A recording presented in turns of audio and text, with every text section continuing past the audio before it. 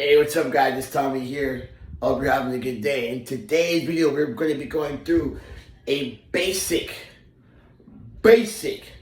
back workout, right? So in this back workout, we're going to do 4 different exercises. We're going to be pulling from vertical, we're going to be pulling from horizontal, we're pulling from the floor, and we are going to be doing some hinging, all right? Why? Because that will get us the entire back. Because when you're talking about your back, pull-ups work your back. Your back pulls to you, the back pulls to you, and the back pulls. I'll let you figure that one out. Anyway, so first on the list is pull-ups. Pull-ups actually, they did an EKG on the pull-ups. The pull-ups actually don't really work your back as well, but I have an emotional attachment to pull-ups, so I always include them on my workout. I usually do it right in the beginning because they're still, although I can do a few, they're still rather difficult for me. So, and I realize that the heavier I am, the more difficult they are, and so I use them as a hypertrophy component to my program. Especially once I start hitting the 180s, 190s, 200s.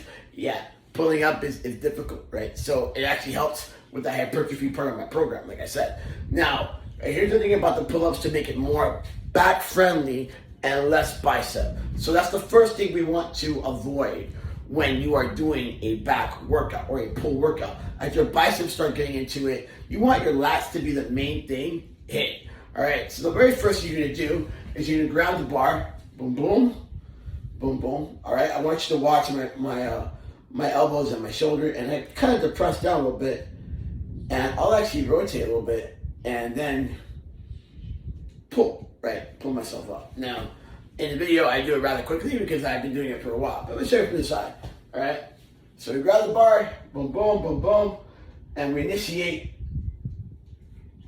at the back by pulling the shoulders down, all right? And then once I do that, I want to pretend like I'm taking my arms and I'm pulling it into my sides, right? And there's a grapefruit between my shoulder blades, and I'm trying to squeeze the grapefruit, right, with my shoulder blades. So that's kind of how we approach that. The next one is going to be a T-bar row, which is one of my favorites, right? So I do the T-bar row different styles, and this time we're using a platform. I also like to use a landmine and a closed grip bar, or a narrow grip bar.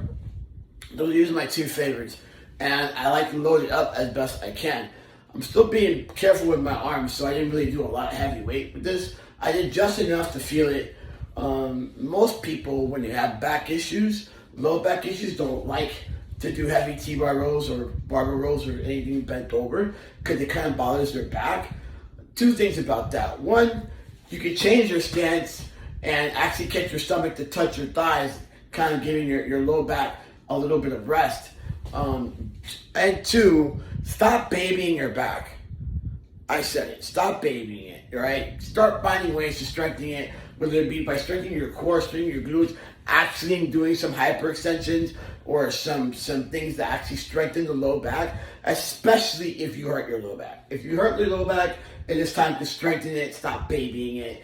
Just because you hurt it once doesn't mean that it's going to be like a forever thing. It just means that you got to figure out a way to train and to make it stronger.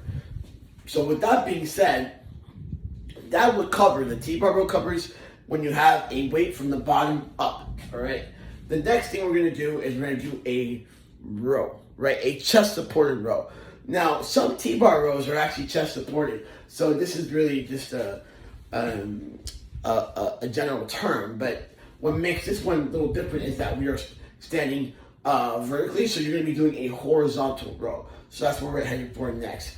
Now, when you do the horizontal row, you have options. You can bring it out to here, right? But when you bring it out to here, your hands are in line with basically your chest or your rib cage, you're gonna hit more rear delt, right? And nothing wrong with that. But if you're looking for a wider back, you wanna hit the lat. So what you wanna do with that is you want to reach forward and bring your thumb, all right, as close to your waist and belly button as possible, right? So I'm going to show you from side view.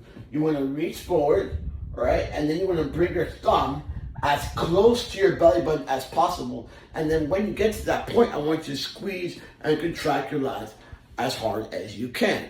All right. So that's going to get you the most out of that particular movement. The next we're going to do is a hinge. And the one thing I'm going to tell you, I stole it from a guy named Ben Pakulski, which is one of the guys at MF40 Gen. Very smart dude. But when we're thinking about the hinge, right, we're actually supposed to work from the top of the spine to your tailbone. Sorry, that's all that of your erector spinatus.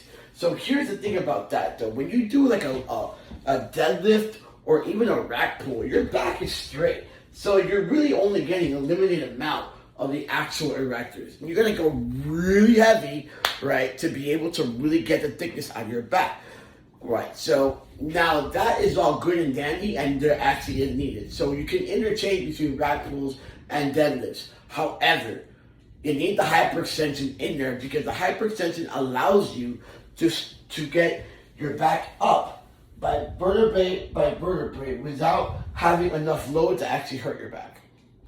That's the key. All right. So you're gonna be on a hyperextension bench, right? You want the hyperextension bench to be at least 2 inches away from your waist. I believe in this video, mine's actually lower, so which is kind of cool. All right. So the next thing you want to do is you want to take your butt, or actually not your butt. You want your chest to go forward, right? And then you want to come up vertebrae by vertebrae by vertebrae, or you want to stack your spine. All right. So you want to pretend like you're going 1, 1, 1, 1, so you get to the top of the spine and then back down. So I know this video is a little lengthy, but in due time you will see why that is. I just really wanted to make sure that I explain each exercise and that there's good execution. So if this was of value to you, if you liked the video, please hit a like button, subscribe to my channel, and I'll let you know when I put up another video. And I try to be as consistent as possible. If there's any content you would like me to cover, that's also something I'd like to be consistent as possible. So anyway, I hope that you liked the video, and I will see you later. Peace out. All right, so here we go. We're gonna go ahead and start with pull-ups. All right, so just like we're going straight up and down. We're going to pull the elbows as close to the side as possible. We're going to try to pretend there's a grapefruit between the shoulder blades so we can squeeze it. And now I guess the most lat activation. The next exercise is a T-bar row.